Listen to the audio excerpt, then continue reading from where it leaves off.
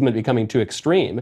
And I just wonder if there's not a lesson that we could take from that. I think here's a good rule of thumb about Charlie, by the way. How about this? How about you probably don't belong in a leadership position, shall we say, in the conservative movement if you won't just buy into the basic factual idea that Charlie Kirk was murdered by a gay man who was a trans furry lover. How about that? If you spend your days fulminating about all the other things with regard to Charlie and speculate that he was murdered by other forces, that seems to me not connected with reality.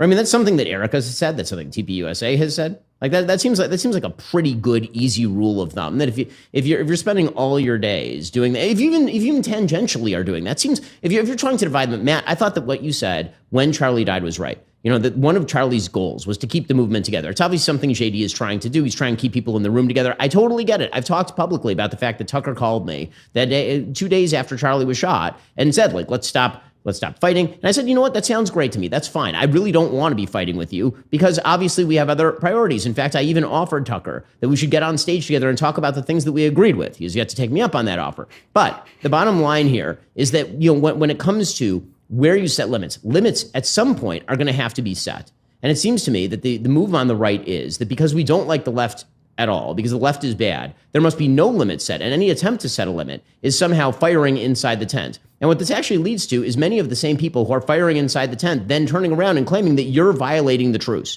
Because I'll tell you what, it's Nick Fuentes who's attacking Donald Trump on a regular basis. Yeah. It is Alex Jones who's attacking Donald Trump on a regular basis. I mean, it is Tucker Carlson who's attacking Donald Trump on a fairly regular basis, actually. Right. So, and I'm